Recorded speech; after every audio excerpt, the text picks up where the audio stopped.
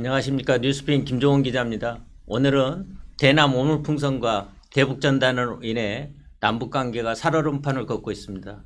정말로 찐 국방안보 전문가인 국민의힘 사선 중진 한기호 의원을 모시고 그 해법에 대해서 자세히 알아보도록 하겠습니다. 한기호 의원님은 사실 장군 출신이고 또 이론과 현실을 다 겸비하고 계신 정말로 이런 자리에 나오시기 힘드신데 오늘 이렇게 귀한 자리를 해주셨습니다. 원래 인터뷰를 잘 안 하시는 걸로 알고 있는데 오늘 이렇게 귀한 시간 내주셔서 너무나 고맙습니다. 어떻게 인터뷰를 잘 안 하시죠? 네, 안 합니다. 왜 잘 안 하시는 겁니까? 이제 여야 또 생각이 다른 분하고 같이 앉아서 그 토론 형태로 하든가 이걸 했을 때 실제로 그게 50대 50으로 반영한다 그러면 나쁜 것든 좋은 것든 50%를 먹고 가는 거예요. 그러면 사실은 결론에 도달하는 것이 옳은 것이 도달해야 맞는데 옳은 것으로 도달하는 게 아니라 마지막까지 50대 50으로 남는 거죠. 그래서 시청자 보고 판단하라고 그러는 건데 시청자가 판단을 잘 할 수 있다고 이제 하면은 모르지만 백지 상태에서는 그렇게 하기가 어렵습니다. 그래서 한쪽의 얘기로 얘기할 수 있는 기회를 준다면 간다. 오늘 같이 대담 형태로 한다. 이러면 제가 나가죠. 정말로 오늘 귀한 시간입니다. 저도 언론을 통해서 우리 한교 의원님 인터뷰를 거의 접하지 못했습니다. 진짜 오늘 뉴스핌 오늘 시청자들은 정말로 어려운 인터뷰 오늘 귀한 인터뷰 여러분 들을 수 있어서 너무나 감사드리고 앞으로 자주 뉴스핌 인터뷰에 나와주셨으면 고맙겠습니다. 감사합니다. 예. 근데 오늘 내용이 좀 무거운 내용이네요. 무겁지 않습니다. 그렇습니까? 근데 워낙 그 의원님은 그 국방안보 쪽에 잔뼈가 굵으시고 그 다음에 특위 활동도 많이 하셨고 특위위원장도 많이 하셨고 사선하는 동안 계속 지금까지 국방위만 활동하셨습니다. 문의에서 국방위원회만 계속 있었죠. 너무 잘 안 하셔가지고 국방위만 하셨고 국방위원회가 열리면 가장 목소리 크신 분이 또 우리 의원님이십니다. 질문하십시오. 현재 남북관계에 대해서 국민들이 굉장히 좀 불안도 하고 이걸 어떻게 해야 될지 참 국민적 관심이 큽니다. 지금 어떻게 남북관계 어떻게 보고 계십니까? 우리가 우선 남북이라는 이 관계를 6.25 전쟁을 시작해서 여기까지 오는 동안에 북한은 한 번도 속내는 변한 적이 없습니다. 표현이 바뀌고 방법이 바뀌고 그리고 더 많이 바뀐 것은 우리 대한민국이 속절없이 수없이 바꿔온 거죠. 정권이 바뀔 때마다 바뀌고 이거 하면서 그러다 보니까 국민들께서는 혼란스럽지만 궁극적으로 실제로 이러한 상황 자체가 아주 단순하다는 거예요. 북한은 하나도 안 변했다. 그러면 무엇을 가지고 있었기 때문에 안 변했느냐. 대남 전략 전술 자체가 노동당 규약에 의해서 명시되어 있거든요. 그러면 북한이 얘기하는 평화라는 것은 한반도 전체가 공산화됐을 때 그것을 평화라고 합니다. 그런데 우리가 평화라는 건 다투지 않고 싸우지 않고 화해하고 함께 가고 이걸 평화라고 생각하니까 그러니까 평화에 대한 개념 자체가 남북한이 전혀 다른 개념으로 가고 있어요. 그래서 북한은 그 평화라고 하는 것이 대한민국을 적화하는 게 목표이기 때문에 그 목표는 한 번도 변한 적이 없습니다.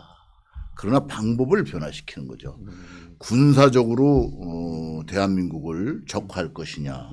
그게 이제 6.25 같은 경우 대표적인 거고 그 뒤로는 이제 대한민국을 하나의 제3의 세력을 통해서 전복시키는 개념으로 가겠다고 해서 대한민국에 간첩도 많이 보내고 무장 공비도 보내고 한 그런 시대가 있었죠.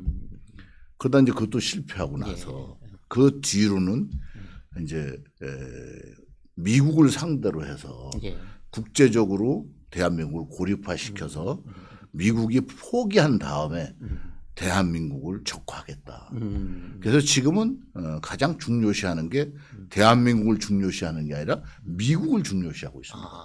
근데 그래서 미국과 대화하려고 노력을 하고 있고 또 그러한 과정이 지난번 정권이 있을 때 싱가포르 회담, 예. 그다음에 베트남에서 예. 회담하고 한 게 전부 다 그 일환이죠. 예. 근데 우리는 그런 북한의 변화에 대해서 보이는 것과 보이지 않는 것 두 가지를 예. 놓고 봤을 때 그래서 이제 전략을 이렇게 얘기합니다. 공개된 전략과 비공개 전략. 근데 비공개 전략이 이게 사실은 제일 무서운 전략이죠. 그럼 우리는 비공개 전략이 있느냐? 대한민국은 비공개 전략이 없습니다. 아, 대한민국은 비공개 전략이 없다. 그러면 다 공개된 게 전략입니까? 그렇죠. 햇볕 정책 이랬으면 햇볕 정책이란 자체가 그게 공개해서 얘기할 성질의 것이 아니죠. 태양빛을 비추면 외투를 벗는다. 예. 그럼 빛을 비추는 것을 비추는지 안 비추는지 모르게 비춰야지 옷을 벗지. 너 옷 벗게 하려고 태양빛을 비추는 거야? 다 이미 노출된 그러한 전략은 전략이 아니죠. 예. 예. 그렇죠. 보이지 않는 비공개 전략이 진정한 전략이고 그래서 그러한 전략들을 누가 하는 거냐? 과거에는 이제 우리나라뿐이 아니라 다른 나라도 그런 전략을 실제로 행동으로 옮기는 건 이제 우리의 국정원 또 외국에서는 이제 다른 말로도 표현하지만 그런 비공식 조직들이 이제 활동을 했죠. 그래서 이 전략이라는 자체가 우리나라의 그런 큰 그림, 이 전략학에서 언급이 되는 거예요. 예. 북한은 변하지 않고 있는데 어떻게 우리가 변하고 있다. 전략학을 배우다 보면 뭐가 전략이냐? 예. 전략이라는 게 그럼 어떤 것을 전략이라고 하느냐? 그럼 전략과 전술은 어떻게 나뉘느냐? 그럼 국가 전략은 뭐고 그 밑에 안보 전략은 뭐고 안보 전략 밑에 군사 전략 이렇게 내려가죠. 그렇죠. 근데 이걸 자꾸 학문적인 걸 떠나서 다 혼돈해서 얘기하면 국민들도 모르는 상태에서 우리는 이제 혼란을 자꾸 가중시키는. 북한이 그러면 대남 지금 오물풍선을 보내고 있는 것은 무슨 전략이라고 보십니까? 이거는 북한이 이제 우리나라가 그 인권 문제 때문에 북한으로 풍선을 보내고 전단을 보내는데 대북 전단을 전략이라기보다는 북한은 이제 우선 화가 난 거예요. 화풀이를 하고 있는 건가요? 그렇죠. 그렇게 봐요. 화풀이한 거예요. 우리나라에서 북한으로 보내는 것 중에 가장 북한이 민감한 게 예. 문화적인 침투를 가장 겁나죠. 문화적 충격. 그렇죠. 그래서 한국 영화도 못 보게 하고 노래도 못 부르게 하고 뭐 유행도 따라 못하게 하고 이렇게 엄청나게 사회에서 통제를 하는 거예요. 근데 우리가 풍선으로 날려 보내는데 그 속에 뭐가 들었습니까? 그렇죠. 우선 북한 정권에 대해서 김정은에 대한 비리라든가 김정은을 나무라든가 이런 것을 삐라로 만들어서 보내는 거 아니에요. 그렇죠. 속지 말아라. 뭐. 보세요. 자, 보냈어. 그럼 북한은 뭐라 그럽니까? 주워서 당에다가 신고하고 보고하라 그러죠. 그럼 주순 사람이 이걸 주워서 가져갈 때 뭐가 있는지 알아야지 이 내용을 갖다 반납할까요? 이게 삐라로 온 건지 아닌지. 그럼 읽어본단 말이에요. 내용을 알아야 가서 하지. 그렇죠. 근데 거기에 전혀 욕할 수 없는 김정은이 욕이 들어있는 거야. 그렇죠. 이설주 여사 뭐 백두혈통에 대해서 전혀 말할 수 없는 내용들이 들어있는 거야. 입에 담을 수 한 번도 보고 듣지 못한 걸 보는 거야. 이걸 보고 갖다 주는 거야. 이걸 봐야지 갖다 주니까. 그러니까 이 자체가 넘어와서 신고를 받는 과정 자체가 이미 벌써 북한은 괴로운 거예요. 두 번째, 지금 이제 달러를 보내잖아요. 북한이 지금 북한 돈이 워낙 가치가 떨어지다 보니까 북한 돈하고 중국 돈하고 여기에서 이제 북한 돈보다 중국 돈을 신뢰하고 중국 돈보다는 달러를 더 신뢰하고 근데 달러가 오는 거예요. 그럼 달러 주는 사람이 갖다 신고하겠어요? 안 하죠. 공중에서 터져서 이게 뿌려지면 그러면 그중에 달러가 있으면 달러 주고 장마당에 갖다 파는 그러고서는 불원 전단은 갖다가 신고해도 사실은 칭찬도 못 받으니까 안 하고 말아버리는 거야. 아, 그다음에 또 이제 보내는 게 음, USB를 보내잖아요. 예. 거기에 영화도 담겨 있고 노래도 담겨 예, 있고 근데 아까 처음에 말씀드린 문화적인 이 오염이 들어오는 거죠. 그러니까 괴로운 거예요. 그다음에 이제 우리 생필품들이 이제 가요. 그렇죠. 북한에서 이제 사실은 가장 그 아쉬운 부분들이 이제 생리대, 예, 그다음에 스타킹 예, 이런 것들이 흔치 않습니다. 이게 이제 우리 근데 무지하게 가볍게 이제 압착해서 보낼 수 있거든요. 이런 것이 가면 그 주순 사람이 갖다 반납하겠어요? 그러겠네요. 굉장히 민감한 그렇죠. 민감한 내용물들이네. 예. 그러니까 사실은 무지하게 민감한 거예요. 예. 근데 이게 자꾸 날라온단 말이에요. 그래서 문재인 대통령 때는 법까지 만들었잖아요. 그렇죠, 맞습니다. 근데 그게 이제 헌법재판소 판단에 의해서 이제 다시 날릴 수 있게 되니까 예. 이걸 복수를 해야 되는데 막아야 되는데 막는 방법이 없잖아요. 예. 그러니까 대나무 풍선으로 그러니까 오물을 담아서 보냈는데 보복하고 있다. 오물을 담은 풍선이 거기에 이제 문제가 있는 게 한국민들이 생각했을 때 분뇨가 들었단 말이에요. 예. 사람의 분뇨가 들어서 냄새가 나고 하는 게 날라와서 터져서 이제 풍기니까 우리나라 국민들은 예. 북한에 대해서 뭐 이런 놈들이 있어 이렇게 생각하는 거지. 그러니까 이게 보내가지고 역효과가 나는 거야. 예. 내가 화풀이 한 것까지는 괜찮은데 오히려 실제로 반응이 지금 오물풍선이 떨어진 곳에 근처에 이제 예. 건드리지 말아라 해서 오물풍선을 완전히 제거할 때까지 시간이 얼마 걸리냐면 2시간 정도 걸린대요. 아, 2시간. 떨어졌다고 신고하고 나서 이제 가서. 경찰과 군이 합동으로 출동해서 다 수거해서 가니까 이게 한 2시간 정도 걸린대. 제가 시간까지 체크를 해봤어요. 얼마 걸리냐? 한 2시간 정도 걸린다. 그니 인분이 이제 떨어져 가지고 지나다니는 사람마다 거기다 이제 뭐 그렇지. 접근하지 말라고 바인더는 쳐놓겠지만 맞습니다. 냄새가 나잖아요. 예. 예. 그걸 보냈다고 생각하니까 국민들이 뭐라고 그랬어요. 북한이 안 거야. 이거 역효과가 나는 거야. 그래서 이제 종이 쪼가리만 보내는 거 아니에요. 지금은. 그렇습니다. 폐지. 폐지만. 예. 그러니까 그거에 대한 화풀이지. 예. 이걸 가지고 누구를 피해를 입히겠다. 이건 할 수도 없어요. 그러면 이제 앞으로 피해를 입힐 것을 담아서 보냈다.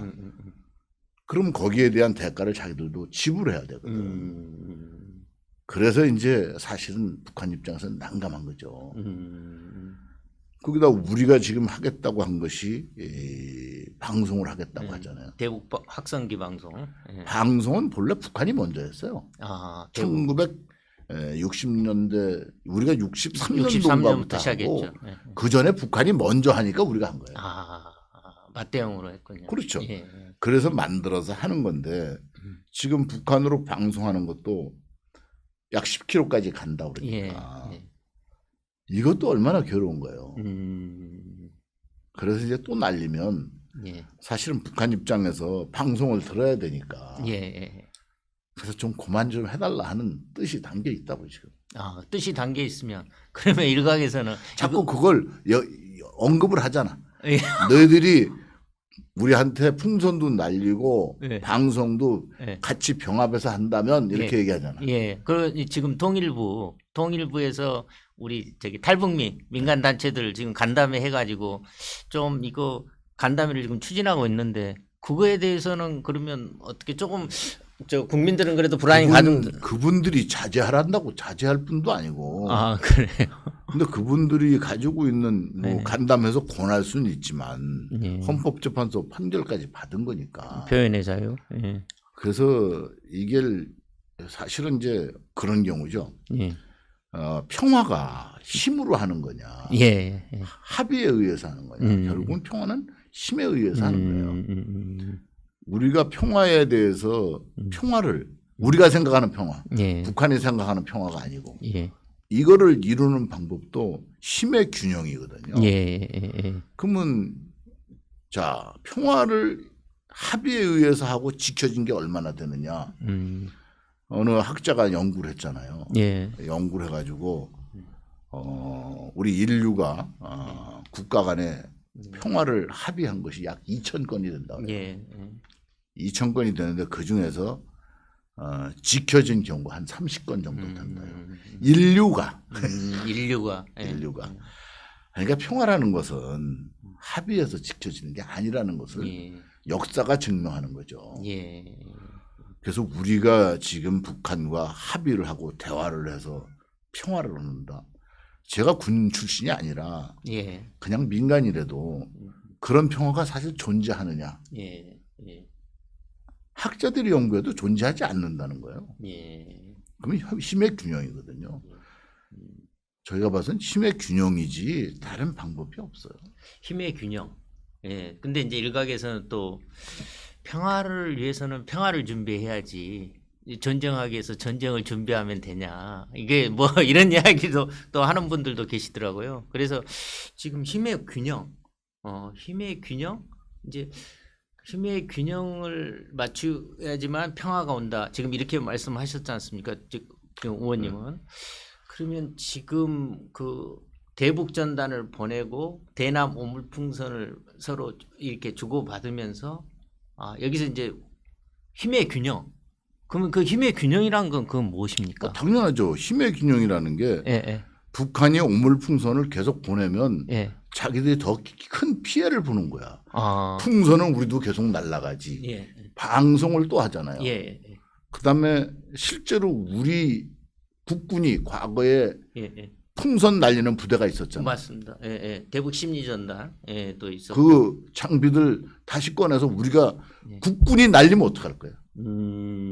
더 커지는 거야. 그다음에 이제 우리 또 하나 이제 요즘 우리 한국은 예, 예. 저 무역센터하고 잠실 쪽에 가면 엄청나게 큰 LED 광고판이 있어요. 예. 그 LED의 그 전광판이 예. TV만큼 선명하게 나오잖아요. 지금 우리 전방에 그걸 설치하면 어떡해? 과거에는 우리도 전광판을 했었어요. 예. 그러다가 북한이 굉장히 괴로운 거예요. 이것도. 예. 그래서 우리가 안 하죠. 예. 그러면 방송하지. 예. 북한 군인들 보라고 전광판 예. 뭐 몇십 메다짜리 설치해놓고 예. 영화 틀어주면 예. 그거 안 볼 수 있어요? 예.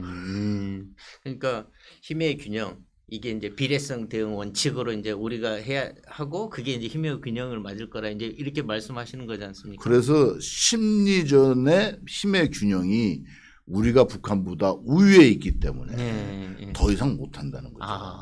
우리 힘이 더 세다는 거야. 우리는 전광판 LED 전광판을 이제 다 이제 최고 성능의 것으로 바꿔보세요. 얼마나 선명하게 나오겠어요. 그럼 뭐 다 보이지. 그럼 어떻게 감당할 거야? 방송도 10km까지 나가지. 또 풍선은 민간인들만 날려도 저 난리인데 군인도 작심하고 날리면 어떡할 거야?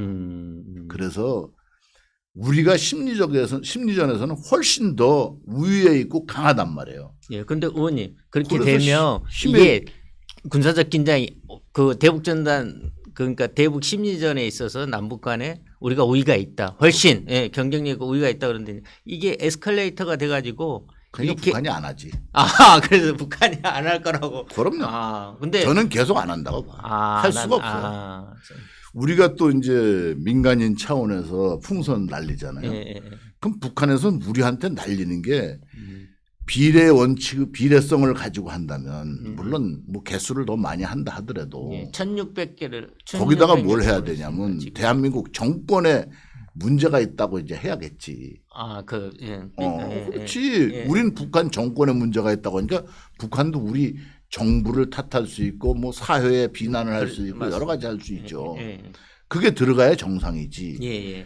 그다음에 우리가 문화적으로 USB를 보내면 저 사람들도 자기네들 영화든지 해서 보내야지 우리한테. 근데 그게 상대 우리가 돈을 보내면 지들도 돈도 좀 보내야 되고 우리가 생필품을 보내면 북한의 우수한 제품을 좀 보낼 게 없어요. 얼마나 곤혹스럽습니까? 대한민국으로 보낼 게 없는 거야. 결국은 거기다 인분을 포함한 오물을 담아서 보낼 수밖에 없는 거야. 의원님 이러다가 혹시 군사적, 우발적, 또 무력 충돌 이런 것이 발생하면 아까 비례성 대응 원칙에서 그러면 저희들이 충분히 그걸 압도할 수 있는 힘을 갖고 있다고 보십니까? 저는 그것도 이제 예를 들은 분들이 이제 이렇게 얘기를 듣죠. 과거에 우리 목함 지뢰에 의해서 우리 장병들이 피해를 보지 않았냐 이 얘기를 하는데 물론 당시에 그 우리 당 입장에서는 참 이야기하기 괴롭고 저도 군인 출신으로 괴롭지만 충분히 감시하고 충분히 정보가 있다면 비무장지대 안에 들어와서 목함지를 설치할 수 있도록 놔뒀다는 자체가 나는 거기서 가장 큰 실책이에요. 그러면 똑같은 방법을 지금 또 다시 한다. 막을 수 있느냐? 지금은 막을 수 있다고 봅니다. 지금은 막을 수 있다. 그때하고 지금하고는 다르다. 비무장지대에 대한 감시 수준 자체가 다르다. 이번에도 중앙분계선을 넘었다 들어갔잖아요. 예, 맞습니다. 이 넘었다 들어간 것도 실제로 저는 비무장지대에서 중대장을 하고 비무장지대에서 수색을 뛰어보고 다 해본 사람이에요. 의원님은 전방부대 근무를 엄청나게 많이 하셨더라고요. 보니까 아니 의원님처럼 많이 하신 그 지휘관도 많이 하셨고 또 그 소대장부터 시작해가지고 그렇죠. 예, 굉장히 많이 하셨더라고요. 가서 비무장지대 가 있어 보면 중앙 분계선이 선이 있는 게 아니에요. 그렇죠. 과거에 어떻게 했냐면 편말을 뒷면에 하고 이제 여기다 글씨서 영어하고 표시가. 한글하고 한문하고 세 가지를 섞어서 썼습니다.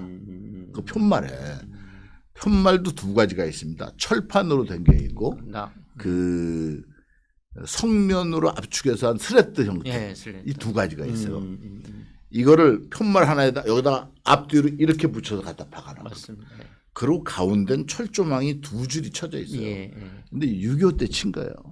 1953년도에. 지금까지 있는 곳이 없죠. 70년. 다 사가서 없어졌어요. 그러다 보니까 중앙분계선 편말도 계속 옛날 화공작전해서 다 없어지고 글씨도 없어요. 그렇죠. 불로 다 질르고. 그러니까 어디까지가 우리 땅이고 어디까지가 남쪽 땅인지 몰라요. 우리가 GPS를 가지고서 보기 때문에 어디까지인지 GPS를 우리 군인들은 다 갖고 다니니까 정확하게 알죠. 북한은 그럴 능력이 없어요. 그러니까 저기까지다라고 하고서 하다 보니까 넘어온 거지. 작업하다가 그냥. 그렇지. 그래서 그럼 우리는 제가 이제 합참하고도 물어본 게 넘어오는 걸 너희들은 추적했냐? 예. 처음부터 걔들 작업할 때부터 다 계속 확인하고 있었던 거예요. 넘어오는 GP 중앙에서 넘는 것까지 다 체크 다 한 거예요. 그러니까 넘자마자 이제 경고 방송을 하고 그래도 얘들이 어안이 벙벙해서 할 때 사격을 한 거지. 경고 사격을. 결국은 이제 그 정도로 손바닥 보듯이 보기 때문에 똑같은 일을 못할 것이다. 국민들이 그러면 의원님은 국민들이 불안해 안 하셔도 된다. 예, 그리고 충분히 우리 군의 대응이나 그 군사 대비 태세 이거에 대해서 충분히 지난번에 저거 그 합참 고위 관계자하고 좀 간담회가 있었는데요. 그때 이제 저는 NLL이 굉장히 걱정된다. 그랬더니 그 합참 쪽 얘기는 우리가 충분히 그 연평해전 그다음에 많은 경험이 쌓여가지고 지금은 NLL 상에서 굉장히 우리가 빈틈없이 압도적으로 이렇게 대응을 하고 있기 때문에 쉽사리 그렇게 북한이 NLL 침범을 해올 수 없고 이렇게 연평 그 포격 도발 이런 건 상상도 못한다 이렇게 이야기하는데 그거에 대해서는 어떻게 생각하십니까? 이제 우선 우리의 경비정을 그 공격을 하든가 할 때 공격하는 방법은 두 가지죠. 북한의 해안 포를 가지고 육지에 배치된 화력으로 하는 방법이 있고 그다음에 북한의 배를 가지고 하는 방법이 있는데 배를 가지고는 못한다. 왜 못하냐? 북한이 당시에 우리가 방어할 수 있는 수단이 우리가 가진 경비정은 북한의 경비정을 상대하는 그 화력밖에 없었고 지상에서 사격해 주는 것밖에 없었어요. 그러나 지금은 지상에서 미사일로 적의 함정을 격침시킬 수 있는 능력을 복합적으로 가지고 있다. 하나만이 아니고 두 가지 이상의 수단으로 복합적으로 가지고 있다. 그러면 북한의 함정이 우리의 함정을 공격할 수 있냐? 못한다는 거죠. 공격하면 그러면 100% 침몰되니까. 그러면 북한이 우리 연평도에다 포격하듯이 포격도 할 수 있지 않냐? 그러면 포격도 할 수 있죠. 그러나 그 포격의 원점을 우리가 레이더로 어딘지 정확하게 핀 포인트 찍어내듯이 찍을 수 있습니다. 그 찍을 수 있는 장비가 다 배치되어 있거든요. 그러면 그거 찍어가지고 우리 포에 자동으로 연결돼서 거기 사격하라 그러면 정확하게 때릴 수가 있는데 이것도 그래서 아까도 말씀드렸지만 힘의 균형, 힘의 우위, 또 내가 공격했을 때 내가 받는 타격 이런 걸로 했을 때 그렇게 도발하기 어렵습니다. 한교 의원님 이렇게 오늘 잘 모신 것 같습니다. 오늘 보면 국민들이 뭐 과도하게 안보 불안, 안보 걱정을 많이 하고 있는데 의원님 말씀 이렇게 들으니까 국민들이 불안해하지 않고 생업에 잘 편안하게 그냥 종사하셔도 될 것 같은 생각이 듭니다. 다만 이제 앞으로 그래도 국민들은 조금 이게 그 남북 간에 상황 관리는 해야 되지 않냐 이런 당연하죠. 얘기는 있습니다. 그래서 좀 국민들이 걱정이나 우려가 적게 정부가 적극 나서서 좀 리스크 관리, 상황 관리는 해야 된다. 그거에 대해서는 지금 상황 관리를 잘 하고 있다고 보십니까? 어떻게? 첫째, 북한이 도발을 하지 않으면 됩니다. 북한이 도발하지 않는다. 북한이 도발하지 않는데 대한민국이 먼저 칼을 빼진 않는다. 이건 북한도 분명히 알아야 되는 것이 대한민국은 방어를 위한 수단을 가지고 있는 것이 공격을 위한 수단을 가지고 있지 않습니다. 공격 수단이 일부 있는 것은 방어 후에 일격을 가할 수 있는 수단으로 가지고 있는 것이지 처음부터 공격하겠다고 하는 건 아니다. 그렇죠. 저희들은 방어. 그다음에 두 번째, 그러면 지금 우리 민간인 차원에서 북한으로 날리는 그 우리 전단이나 대북 전단에 대해서 우리 국가적으로 이 민간 차원에서 하는 것은 자유민주주의 국가에서 통제하기는 어렵다. 그러나 북한이 자제하고 안 한다면 우리 국가에서 통일부에서든지 북한이 저렇게 반응을 보이니 조금 우리도 자제하자. 이걸 얼마든지 할 수 있다고 봐요. 그리고 그 단체가 거기에 응할 수도 있고 그러나 북한이 이거에 대해서 더 민감하게 반응 보이는 것은 북한만 손해다. 해가지고 심리전 수단은 저희가 훨씬 더 높은 수준을 가지고 있어요. 그래서 그것은 북한이 손해라는 걸 인식을 한다면 하지 않을 것이다 이렇게 생각을 합니다. 또 그 외에 다른 군사적인 방법, 북한이 이제 우리가 북한 때문에 많이 학습을 해서 많은 대비를 하고 있기 때문에 북한도 알고 있을 겁니다. 북한이 뭐 우리나라에 대한 건 거의 다 알고 있다고 보기 때문에 그래서 북한이 함부로는 못할 것이다.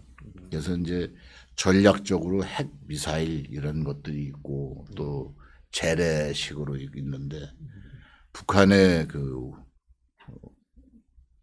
오버해가지고 하는 것만 없다면 더 이상 확산되지 않을 거니까 제가 봐서 국민들께서도 이렇게 불안해하지 않으셔도 될 겁니다. 9.19 군사 합의, 남북 간 군사 합의가 최근에 사실상 제가 봤을 때는 이게 그러니까 폐기 수순으로 지금 폐기됐다고 보고 있습니다. 9.19 군사 합의를 지금 전부 효력 정지를 정부가 발표했는데요. 이제 북한도 작년 11월에 뭐 자기들도 사실상 파기 선언을 했는데 이게 어떻게 보면 한반도의 안전핀 역할을 할 수 있는 최후의 보루가 좀 사라진 거 아니냐 뭐 이런 지적들이 있습니다. 그리고 남북 군사합의 그 효력 정지에 대한 걱정의 목소리 어떻게 보십니까? 9.19 군사 합의는 대한민국이 북한에 노라는 거죠. 사기당한 거, 또 북한으로부터 기만당한 거라고 볼 수밖에 없어요. 우선 비행 금지 구역을 설정했다. 우리나라의 북한의 비행기, 우리나라의 비행기, 여객기, 헬기 모든 항공기가 움직이는 것은 MCRC 그 상황판에 도식이 됩니다. 맞습니다. 네. 그 도식이 될 때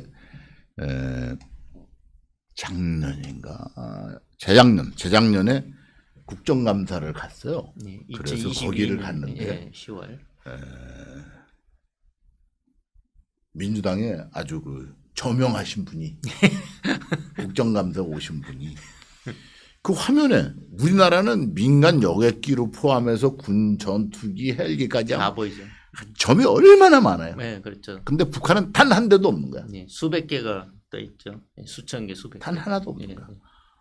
그러니까 나중에 질문하라 그러니까 저거 진짜요? 하고 질문. 예, 그러니까 거기 공군에서 예 지금 실시간 현재 진짜입니다. 예, 이렇게 얘기하는 거예요. 예.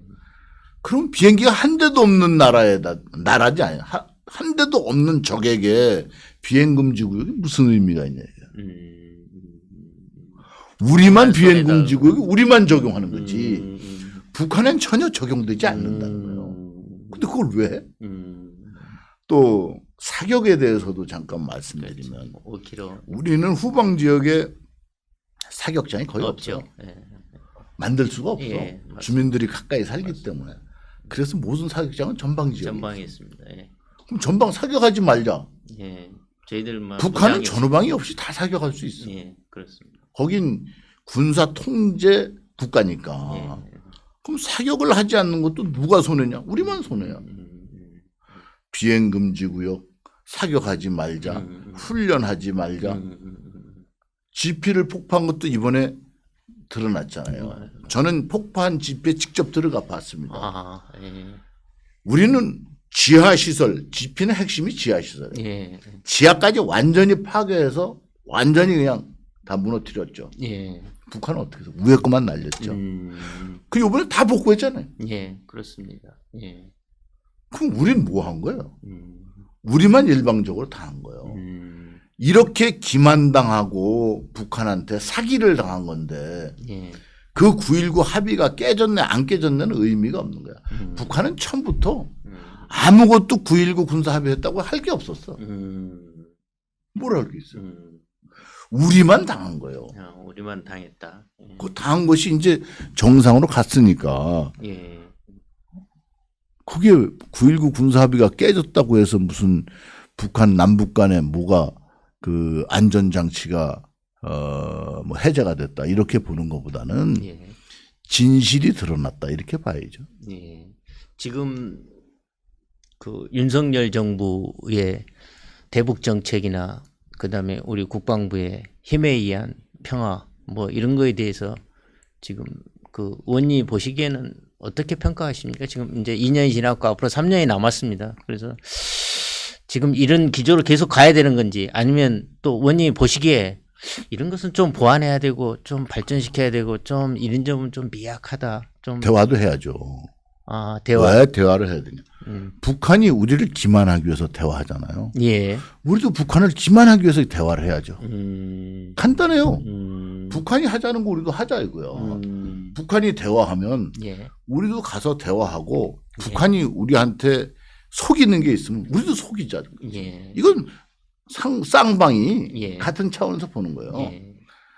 그다음에 북한이 지금 가장 취약한 것이 무엇이냐. 우린 취약한 게 뭐냐. 여기에 대해서 북한이 전략적으로 가고 있는 핵 무기에 대해서는 우리가 가장 취약한 부분이죠. 예. 그래서 이 핵에 대한 대응을 하기 위해서 다양한 방법을 지금 미국과 강구하고 있고 최근에 이제 시지. 그 핵에 대해서 예. 공유 체제를 예. 갖는다. 예. 또 핵의 전술핵을 재배치한다. 이런 예. 이야기까지 나오는데 어쨌든 재래 전쟁에 대해서는 우리가 억제할 수 있는 능력을 군사력을 갖추지만 핵에 대한 것도 반드시 상응한 능력을 갖춰야 돼요. 아, 그러면 그걸 안 갖추고서 예. 그럼 이제 거꾸로 뒤집어서 옛날 얘기를 하면 예. 2차 세계대전이 예. 일본이 패망하면서 종료됐죠. 예. 그럼 일본이 어떻게 망했냐? 핵무기 딱 2발에 항복한 거예요. 그렇죠. 예, 예. 그 핵무기가 지금 얘기하는 전술 핵무기 수준 이하입니다. 그렇죠. 그렇습니다. 그러면 일본이 항복할 때 그 핵무기 2발로 항복을 했는데 미국이 그 핵무기 2발을 개발하기 위해서 핵실험을 몇 번 했는가? 예. 몇 번 했어요? 몇 번? 딱 한 번밖에 안 했습니다. 아, 그렇습니다. 딱 한 번 하고 그 핵무기 2발을 개발한 거예요. 그리고 떨어뜨린 거예요. 그럼 북한이 핵실험을 몇 번 했어요? 그렇죠. 6차, 6차례 했죠. 그렇죠. 예. 6번이나 예, 했죠. 예. 그러면 핵의 이미 고도화되고 다양화됐다는 건 예. 부정할 수가 없는 거예요. 그렇죠. 예, 예. 딱 한 번 하고 2발을 갖다 터뜨렸으니까 예. 그럼 6번 했으면 예, 예. 어떻게 했겠어요? 그 여러 학자들이 처음에 시험한 것부터 마지막 한 것까지 예. 마지막에 이제 수소폭탄 시험한 거다 이렇게 시험. 평가를 하는데 예, 예. 우리는 거기에 대한 대응 능력이 뭐가 있냐 이거예요. 예. 우리도 갖춰야죠. 그래서 우리도 핵물질도 확보해야 되고 핵무기를 만들어서 즉각 조립하면 쏠 수 있는 걸 만들든가 예. 해야 된다는 얘기가 계속 있고 핵 공유 체계를 가야 된다. 또 과거에 90년대 우리가 핵무기를 전술핵무기를 철수했는데 다시 갖다 놔야 된다 이런 얘기가 나오는 것도 북한의 핵무기가 거의 이제 확실하고 예. 그것도 고도화돼 있고 예. 품종도 다양화됐고 예. 수량도 엄청나게 그렇습니다. 많아졌는데 그게 우리나라의 가장 취약한 부분이죠. 그렇습니다. 이걸 어떻게 대응할 것이냐. 재래식 무기로 되느냐. 안 되죠. 재래식 무기로 안 된다는 되죠. 거죠. 그래서 이러한 불균형을 어떻게 국방부가 극복하고 대한민국 국민들이 함께 같이 가느냐. 이게 굉장히 중요하고. 원님은 그러면 그 핵무장, 핵자강, 예, 이거에 대해서 이거 독자적 핵무장 이거에 대해서는 국제적인 인용이 아마 안 되겠죠. 국제적 그게 이제 인용이 어려운 문제인데 그걸 하기 위해서 우리가 과거에 박정희 대통령도 시도를 했었지만 예. 우리가 경제에 지금 윤택하게 삶을 다 포기하고 할 거냐. 예. 이란이 핵에 대해서 지금 개발하면서 제재를 받고 있는 거 이런 예. 것을 생각했을 때 핵 공유 체제 예. 이것도 한국형 핵 공유 체제 예. 나토식 핵 공유가 예. 아니고 어떤 형태가 되든지 핵 공유 체제를 가야 된다고 저는 보고 예. 두 번째는 그 외에 우리도 핵무기를 가질 수 있는 능력을 갖춰야 된다. 예. 그러면 일본이 지금 핵 물질을 가지고 있잖아요. 그렇습니다. 국제적으로 인용을 해서 예. 우리에게도 해달라 이거예요. 음. 우리도 핵물질을 예. 농축한 핵물질을 갖고 있게 해달라. 예. 그리고 우리 국방과학기술 분야에서는 핵무기를 생산할 수 있는 예. 기반을 갖춰야 된다. 예. 이렇게 했을 때 예. 최소한도 우리가 북한의 가장 취약한 예. 핵무기에 대한 대응이 되지 않겠나. 예. 제 생각에 그렇습니다. 이거는 우리 국가의 방침이나 이거하고는 뭐 다를 수 있지만 의원님 개인 생각으로 저는 그렇게 생각합니다. 개인적 사견으로는 그렇습니다. 핵무장 내지는 핵 자강할 수 있는 그런 준비를 해야 된다 이 핵 말씀. 공유 핵 공유. 네. 핵 공유. 핵 형태가 여러 가지가 될 수 있어요. 공유. 예. 학자들이 내놓는 방법은 다양한 방법들이 있어요. 예. 그래 북한의 전술핵, 전략핵 이것은 뭐 이미 현실화 고도화됐습니다. 그럼요. 예. 근데 저희들 국민들 뭐 저희들 핵무장 해야 되냐 이런 여론조사를 해보면 거의 60에서 70% 이상 압도적으로 나옵니다. 근데 이제 정부에서는 굉장히 조심스러울 수밖에 없지만 의원님이 말씀하신 그 핵 무장, 핵 공유 뭐 이런 거에 대해서는 저희들도 한번 심도 있게 고민해야 될 지금 시점은 된 것 같습니다. 국민들에게 예. 말씀을 드려야 되고 예. 우리 국민들도 국민적 합의가 있어야 되겠죠. 합의가 있어야 되고 또 국제적으로도 일본에게 허용한 수준은 한국도 해줘야 된다 이런 그 컨셉이 이루어져야죠. 예. 그렇게 되면 북한이 더 이상 핵을 가지고 공갈치는 예. 위협하는 예. 이런 상황까지 가서 우리가 항상 예. 그냥 끌려다니는 그 상황은 면할 수 있죠.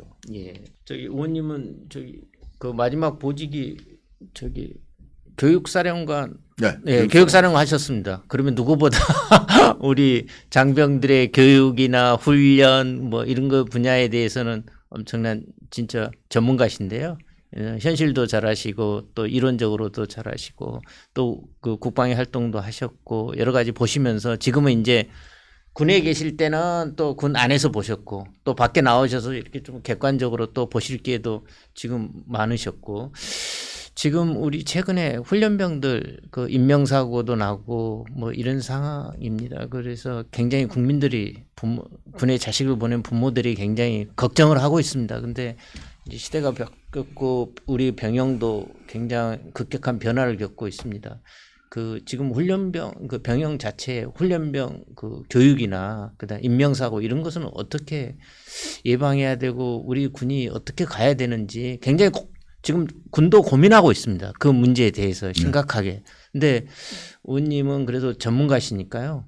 어떻게 가야 된다고 보시는지 좀 국민도 안심할 수 있도록 좀 대안도 제시해 주셔야 되고 정부 또 여당이 큰 힘을 보태야 될 텐데요. 좀 선도도 해 주시고 좀 한번 말씀해 주십시오. 절대로 일어나서는 안 될 일이 일어났고 또 우리 그 유가족께는 저도 군인이었었고 국방위원장까지 한 입장에서 정말로 죄송하고 또 심심하게 위로의 말씀을 드립니다. 이런 사고가 나는 이제 그걸 사실 적나라하게 얘기해 보면 사고를 낸 사람은 누군가. 이 점을 자꾸 사람들이 간과하고 있다는 거예요. 사고를 낸 사람은 누군가. 그러면 사고를 낸 사람이 중대장이다, 대위다. 그러면 대학교를 졸업하고 나서 육사를 나왔든 ROTC든 대학교를 졸업했어요. 그렇습니다. 졸업하고 나서 소위 중위를 달고 3년, 4년 차가 되면 돼요. 그러면 그들이 나이가 몇 살이냐 하면 27살 정도 돼요. 그러면 들어온 병사도 20대 초반이고 그렇습니다. 교육하는 사람도 27살이에요. 그러면 우리는 27살이 60이 넘은 사람, 50이 넘은 사람처럼 복합적으로 모든 걸 생각하고 할 수 있냐? 할 수가 없는 거예요. 그래서 이제 그걸 막기 위해서 다양한 제도가 있는데 그중에서 얼차려를 시키는 군기교육 거기에 대한도 매뉴얼을 다 만들어놨습니다. 이대로 해라. 맞습니다. 근데 그 매뉴얼에 대한 것을 다 소화하고 다 이행하는 것도 이것도 보통 일이 아니에요. 그래서 사실은 매뉴얼을 만들었다고 해서 그것이 다 이행된다고 볼 수 없는 거예요. 그래서 저는 그 사고 난 상황에 대해서 사고를 낸 사람, 이 낸 사람에 대한 대책이 다시 또 좀 강구가 돼야 된다. 거기 소대장을 하는 소위, 또 부소대장을 하는 중사, 이 사람들은 그 교육받는 사람들보다 1살, 2살 많아요. 똑같은 사람이라고 봐야 돼요. 맞습니다. 사회 경험이 거의 같다고 봐야 그렇죠. 돼요. 그래서 이제 이런 것들을 극복하기 위해서 그 실제로 훈련 부사관 이래가지고 중사급에서 야전 경험도 있고 이런 사람들을 이제 그걸 시키고 했었는데 이제 어려운 점이 워낙 힘드니까 아무도 안 하려고 한다. 훈련 부사관을. 그렇죠. 그래서 제도를 아무리 잘 만들어 놔도 운영을 안 된다는 거지. 그래서 이거는 그냥 제도만 가지고도 안 되고 그렇다고 맨날 그 사람을 붙잡고 교육만 해도 안 되고 그래서 좀 더 군에서 심층 있게 교육하는 방법도 바꿔야 돼요. 사고 내는 사람에 대한 교육. 이거를 좀 자연스럽게 많은 경험을 한 사람들이 그 수시로 생활 교육을 통해서 해야지만 된다. 그다음에 이제 성격에 있어서 뭐가 나고 하는 사람들이 이제 좀 걸러져야 된다. 이 얘기는 왜 하냐면 제가 사단장을 만 2년을 했습니다. 이사단장을 했는데 이사단장을 할 때 제가 끝까지 한 것 중에 하나가 영창을 갔다 오든가 예. 또 군에서 뭐 재판을 받고 예. 형을 살다가 온 사람 예. 이 사람들을 한 명도 안 빼고 제가 면담을 다 했습니다. 예. 2년 동안에. 예. 많은 숫자가 아니에요. 사실 예. 갔다 온 사람들을 따지면. 그렇죠. 이렇게 면담하면서 왜 면담을 했는가? 왜 이런 사람들이 이런 상황까지 처했는가? 예. 이거를 알기 위해서 면담을 예. 했죠. 근데 거기에 가장 근본적인 게 예. 가정에서 출발하더라. 음. 그러면 병사들한테 심하게 욕설을 하는 사람. 예. 우리가 듣기 거부할 정도. 예. 부하들한테. 그 사람은 그런 환경 속에서 성장한 사람이다. 예. 그러니까 그게 나쁘다는 그걸 인식은 해도 예. 인식의 강도가 약하다는 거지. 그 다음에 때리는 사람. 그래서 구체적으로 나중에 이렇게까지 해봤어요. 때렸다. 예. 그래서 그것 때문에 이제 영창을 갔다 왔다. 예. 뭘로 때렸냐? 예. 손으로 때렸냐? 발로 때렸냐? 어떤 물건으로 때렸냐? 그러고 나서 그걸 그 부모님들하고 다시 연결해서 생각해 보면 어렸을 때 맞았어. 예. 거의 100%. 제가 면담하면서 다 확인했으니까. 그래서 면담하면서 물어보면 야, 너 그 할 때 아버지한테 혼나면서 성장했지? 우리 아버지 무섭습니다. 그러니까. 그러면 아버지가 왜 어떤 때려? 뭐 제가 뭐 말 안 들으면 때리고 했습니다. 그럼 뭘로 때렸는데? 회초로 때렸습니다. 그럼 얘도 물건으로 때립니다. 손찌검을 했으면 아버지도 손찌검 하고 발로 찼으면 아버지도 발로 찼고. 결국 사회 그래서 우리 가정에, 사회에 그 모습이 그냥 가더라. 군도. 그러면 우리가 이제 사실은 그 신병 교육을 하는 교육하는 교사들이지 속말로 사회로 말하면 선생님들인데 그렇죠. 선생님들. 이 선생님들을 잘 선발해야겠다. 아. 이번에 그걸 보면서 저는 그런 생각을 하는 거야. 교육시키는 이분들을, 사람들을 잘 선발해야 교육을 해서 하겠다는 개념보다는 우선 그런 사고를 내지 않을 성향 잘 선발해야겠다. 이런 생각을 하게 되더라고요. 예. 제 경험으로 비춰봤을 때. 좋으신 말씀이네요. 예. 이게 원래 가정 사회 뭐 이게 그대로 군대, 연결이 됩니다. 학교 이게 다 연계돼서 결국은 군대가 그 투영된 작은 사회니까. 예. 방송에 나갈 시간이 있는지 모르지만 제가 이제 어떤 일이 있었냐면 예. 예. 기자한테 전화를 받았어요. 예. 그런데 어느 그 거기서 그 학교 폭력이 있었는데 아느냐 이렇게 물어보는 게 제가 차를 타고 어딜 이동하고 있는데 모른다. 그것 때문에 의원이 많이 드셔서 고생을 많이 어떻게 지역에서 예, 그렇죠. 폭력이 일어난 걸 모르냐. 내가 어떻게 다 알겠냐. 그렇죠. 철원, 화천, 양구 이제 4개 군인데 거기서 일어난 일을 다 알 수는 없다. 예. 보고를 받아야 아는 거지. 그리고 언론에 났을 때 아는 거지. 그 거꾸로 물어봤어요. 어떤 일이 있는데 이렇게 물어봤어요. 물어보니까 이제 학교가 이제 농촌 지역은 이 전부 마을이 떨어져 있는 상태 가운데 이제 학교가 있는 거죠. 그럼 아이들이 학교를 올 때 버스 타고 오죠. 근데 그 버스 타러 집집마다 이제 나온단 말이에요. 거기에는 초등학생도 있고 중학생도 있고 고등학생도 있는 거예요. 초등학교는 가까우면 걸어가지만 또 조금 먼 데는 타고 가야 되는 거예요. 그 버스 타러 다 버스 타는데 애들이 나오잖아.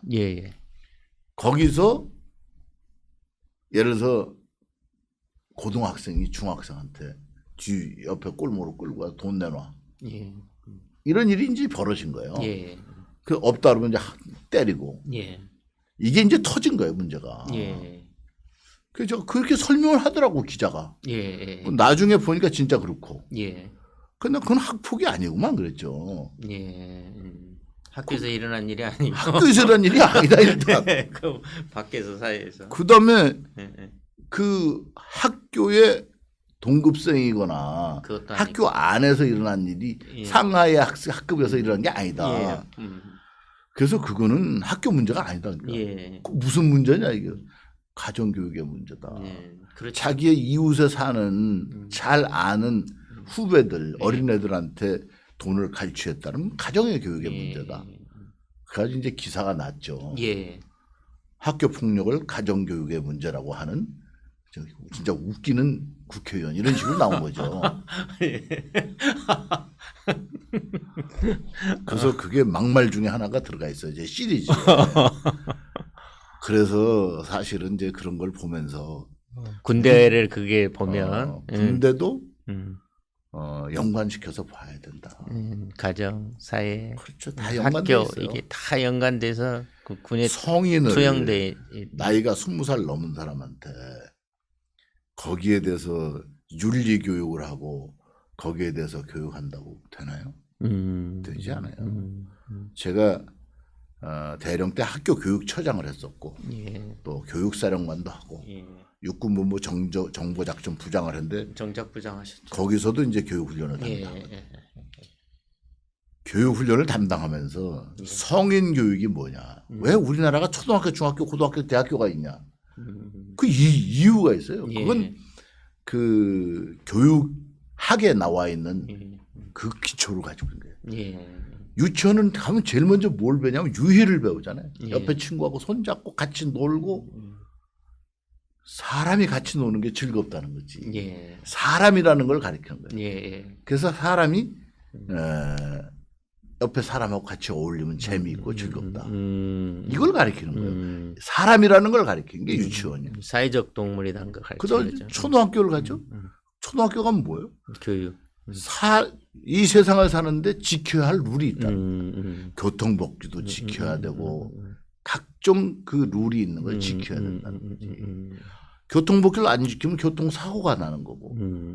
그래서 세상을 살아가는데 가장 기초 지식을 가르치는 게 초등학교입니다. 예. 중학교 때는 세상에서 살아가면서 지식의 기초를 가르치는 거예요. 그게 이제 그래서 이 중학교하고 고등학교하고 이제 합쳐져서 미들스쿨이라고 하는 데가 있는데 여기서는 세상에서 살아가면서 직업인으로 살아갈 수 있는 기초 지식을 가르쳐요. 그래서 전공 과목이 없는 거예요. 삶에 필요한 모든 기초를 다 가르치기 때문에. 그다음에 이제 서양에서는 이제 그 전문 학교 과정이 있고 이거 있죠. 중학교하고 전문 과정 들어가고. 예, 맞습니다. 그다음에 이제 대학교를 가고 하는데 대학교는 성인 교육이에요. 그래서 성인들에게는 인성 교육을 시키지 않습니다. 대학교에서 인성 교육 안 시켜요. 그렇습니다. 예. 왜 안 시키냐? 이미 인성 교육 할 시기가 지났다는 거예요. 예. 우리가 유아기 때 어렸을 때 그게 다 형성되는 거야. 도덕 윤리 교육은 초등학교까지밖에 안 가르쳐요. 예. 그 이후에 시켜도 안 된다는 거예요. 실제로. 그래서 이제 도덕 윤리에 대한 것이 이번에도 뭐 어떤 초등학교가 학생이 그 교감 선생님을 때린 게 나왔지만 예, 맞습니다. 그게 이제 나이 차이마다 차이는 있지만 그래서 성인 교육에게는 인성 교육이 되지 않습니다. 예.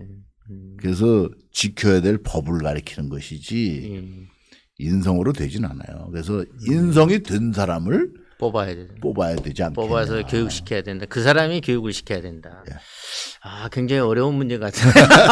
이거 제가 봤을 때는 굉장히 쉽지 않은 문제가 군이 더 고심해야 되고 더 고민해야 되고 더 많은 신경을 써야 될 부분들이 너무 많아진 것 같습니다. 일각에서는 지금 우리 병력 자원들이 부족해서 예전 같으면 뭐 군에 가지 말아야 될 그 병역 그 기준 심각하죠. 예, 그걸 좀 낮추다 보니까 군에 예전 같으면 군에 가지 말아야 될 자원들이 병력 자원들이 지금 그 들어감으로 해서 우리 군이 굉장히 관리하기도 힘들어졌고 부담도 느끼고 사실은 굉장히 버거워하고 또 그런 자원들을 관리를 해야 되는데 그런 자원들로 인해서 좀 사고도 나는 거 아니냐. 병역 자원 감소가 결국은 인구 절벽 이런 거하고 맞물려 가지고 심각한데 참 우선 병역 특례 제도가 이제는 이제 모든 병력 특례 제도가 다 해제가 돼야 된다. 아, 그렇게 보죠. 체육 특기자, 예. 예술 특기자, 그다음에 무슨 뭐 학업을 하는 사람,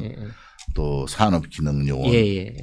이게 다 해제가 되지 않으면 안 된다. 아, 의원님은 그 해제돼야 된다고. 당연하죠. 다 병역의 의무를 해야 된다. 그다음에 두 번째 이제 지금도 군에서 신검을 마치고 좀 타이트하게 하는 게 아니고 그냥 두르다 보니까 예. 과거엔 과체중자는 안 들어왔잖아요. 그렇습니다. 근데 과체중이라는 게 없습니다. 이제. 예. 키도 예, 제한이 없습니다. 이제. 맞습니다. 다 옵니다. 예. 그래서 이런 자원들이 와서 현역으로 있는 동안에 문제가 있는 사람을 식별해서 걸러내는 과정이 있죠. 예, 맞습니다. 또 이 부작용이 생기고 예. 있지만 그러나 어쩔 수 없이 이제 가야 되는 거고 이제는 뭘 가야 되냐면 군에서 크게 양보하고 다시 생각해야 될 부분이 예. 군인이 어디까지만 군인이 할 것이냐 군복을 입은 사람이 할 게 어디까지냐 예. 그러면 군인은 싸우는 임무만 하자. 예. 그러면 차량을 지금 미군 같은 경우 이제 예. 보면 예. 운전병이 없습니다. 예. 지휘관 차만 운전병이 있어요. 그 대대장차는 왜 운전병이냐? 대대장차 운전병은 운전병뿐이 아니라 무전도 같이 합니다. 아. 나머지는 다 간부들이 직접 끌고 다녀요. 미군은 차는 택시 개념으로 신청해서 타고 다니는 거. 차고 다니는 그 차들이 운전병이 끄는 차가 아닙니다. 여기 다니는 차들이 미군 차들이. 그럼 그만큼 병력이 없기 때문에 그걸 그렇게 갔다는 거거든요. 그럼 우리도 어디까지 할 거냐. 이 문제에서 다시 생각을 해야 된다는 거지. 이미 군의 편성을 다시 해야 된다. 두 번째 차량을 정비한다. 그럼 정비병이 있어요. 그렇습니다. 우리 병사들이 1년 6개월 사는데 무슨 정비 능력이 있어요. 요즘은 정비학과 나온 뭐 자동차학과나 뭐 이런 그건 특기병들을 소수니까 안 되는 거야. 그래서 이것도 이제는 민간인한테 거꾸로 넘겨야 된다. 민간 영역. 제가 이라크를 갔는데 예. 별 둘일 때 이라크를 갔어요. 예. 거기에 그 미군들이 싸우는 것만 하고 주둔지 경계도 용역 회사가 합니다. 주둔지 경계도. 그래서 내가 야 그럼 저 사람들은 총을 주느냐? 다 총을 주지. 법으로 총을 쓸 수 있도록 법으로 만들어 놓은 거예요. 그 전시에. 그 다음에 모든 물자 수송을 민간인 회사가 하는 거예요. 우리 월남전 때 한진에서 예. 우리 군용품들을 수송을 했어요. 이라크 가니까 전쟁터에서 그렇게 하더라고. 그 내가 야 전쟁터에서 저 사람들은 포탄에 맞으면 안 죽냐? 죽지 않냐? 그 저 회사는 그러면 안 죽었냐? 그 회사에서도 죽었대. 예. 그 얼마나 죽었냐? 알고 있더라고. 17명이 죽었대. 예. 그 회사. 그러면 그 회사가 민간인 회사인데 군의 임무를 수행하는 거예요. 예. 속말로 군인말로 전사자가 나온 거야. 예. 그럼 그 전사자는 어떻게 하냐? 이렇게까지 구체적으로 물어보니까 보험회사를 통해서 군인의 유가족에 배움을 주는 거와 똑같이 한다. 그 대신 군에서 하는 게 아니라 보험회사를 통해서. 민간에서 하네요. 그렇지. 그 다음에 가족들이 원하면 국립묘지에도 안장할 수 있다. 이렇게까지 얘기를 하더라고. 그러면 우리도 이 병력이 없는데 맞습니다. 그렇게 못할 것이 무엇이냐 이거죠. 예. 그 전쟁터에서도 그렇게 하는데 예. 그러면 우리도 정비를 예. 군인이 해야 되느냐, 예. 보급을 군인이 해야 되느냐, 예. 이거 다 이제는 이제 고민해야 될 시점이 됐다. 이제는 민간한테 넘겨도 된다. 아. 그리고 법으로 보완해서 예. 전쟁 때도 그 사람들이 참가하면 되고 이런 제도를 이제 바꿔야 된다. 예. 이게 제가 주장할 방법이 없다 이제는.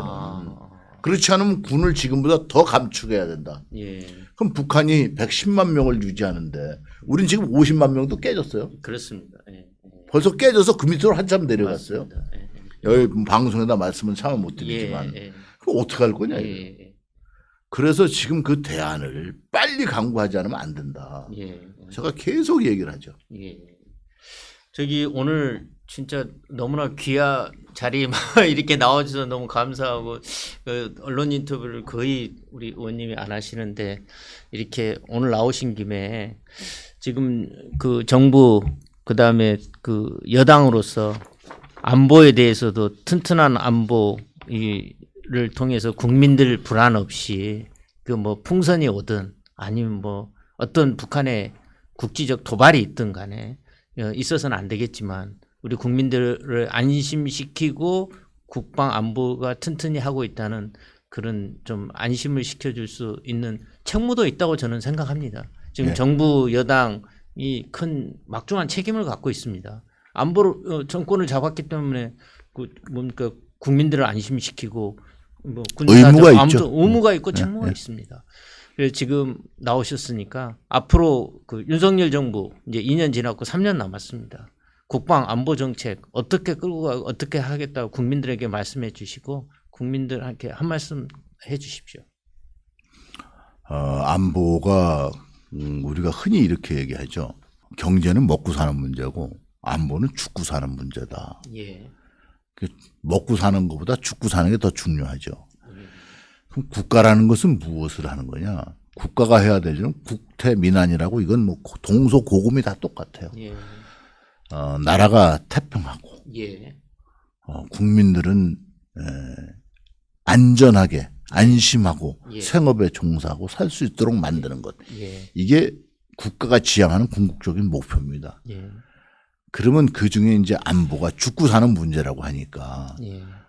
죽는 상황이 조성되지 않도록 해야 되고 거기에는 제일 중요한 게 저는 북한에 속지 맙시다 이렇게 국민들께 호소하고 싶습니다. 북한은 그들이 얘기하는 평화는 한반도 전체를 적화하면 평화가 된다고 해요. 당연하죠. 북한 체제로 통일하면 평화가 된다는 얘기를 그렇게 얘기하는 거죠. 그러면 북한 체제로 통일이 된다면 우리 자유 대한민국은 어디로 갑니까? 결국은 그런 체제를 용납할 수 없기 때문에 우린 평화를 우리가 얘기하는 평화, 북한이 얘기하는 평화, 우리가 얘기하는 평화를 유지시켜야 되는데 그 유지시키기 위해서는 결국은 우리의 힘밖에 없습니다. 우리가 강력한 힘을 가지고 있다면 도발할 수 없고 전쟁을 일으킬 수 없기 때문에 여기에 대해서 정부도 국민들께 많은 설득의 기회를 갖고 이야기를 해야 됩니다. 북한의 의도를 자꾸 선의로 해석하지 말고 있는 그대로 얘기를 했으면 좋겠다. 근데 이제 누가 얘기를 하느냐는 이제 얘기할 사람에 대한 문제예요. 국방부가 그런 얘기를 한다면 이제는 국민들이 너는 국방부니까 그렇게 얘기하지 이렇게 얘기하기 때문에 저는 이제 통일부가 바꿔야 된다고 생각합니다. 통일부가 이제는 북한의 실상을 국민들한테 이야기하는 부가 돼야 됩니다. 통일부가 북한이 무엇을 지향하는지 그들의 실체가 무엇인지 그리고 우리에게 어떤 영향을 미치는지 통일부는 이야기를 해야 됩니다. 지금까지는 북한의 비위를 맞춰주는 통일부였다면 이제는 진실을 이야기하는 통일부가 돼야 된다고 생각합니다. 이렇게 해서 국민들도 함께 공감대를 간다면 이 자체가 바로 국가의 안보가 됩니다. 저는 국방부가 강력한 전투력으로 언제든지 적에게 대항할 수 있고 또 적이 도발하면 무력화할 수 있는 능력을 갖추는 거에 플러스해서 국가에서도 통일부도 이제는 바꿔줬으면 좋겠다. 그래서 북한의 의도도 알리는 것도 통일부 일이고 통일부에서 좀 더 적극적으로 노력해 주기를 바랍니다. 저도 국회의원으로서 1971년도에 제가 그 6살 들어가서 군복을 입기 시작했는데 지금까지 국회의원이 돼서도 국방 분야를 하는데 앞으로도 국가의 안보를 위해서 더 노력을 많이 하겠습니다. 감사합니다. 국방부나 국민이나 좀 정부에서 좀 귀담아 들어서 의원님 말씀하신 좋은 그 고견들을 정책에 잘 반영해서 우리 군의 사고도 적고 그다음에 대북 군사 대비태에서도 강건해질 수 있도록 많은 그 고민을 했으면 좋겠습니다. 오늘 이렇게 너무 나와주셔서 고맙고 자주 뵙겠습니다. 감사합니다. 예. 고맙습니다. 예.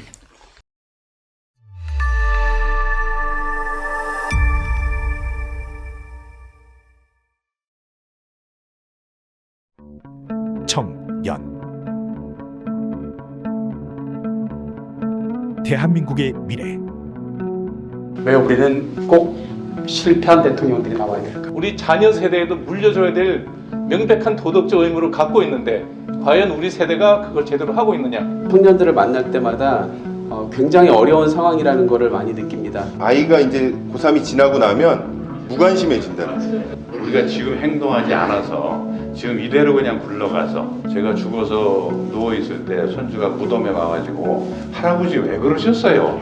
아마 태클도 많이 들어올 거고 장애물도 많을 겁니다. 그런데 이러한 것을 혼자는 극복하기가 어려울 것이고 저는 사실 좀 약간 무거운 마음으로 이 자리에 섰습니다. KYD라 하면 코리아 유스드림, 대한민국 청년의 꿈, 정치, 경제, 사회, 문화, 대한민국의 각 분야가 과연 미래가 밝은지라고 질문을 던지면 밝다고 할 사람이 과연 얼마나 있을까? 청년이 좀 꿈을 꿀 수 있는 그런 나라로 이 나라를, 대한민국을 만들어 봤으면 좋겠다.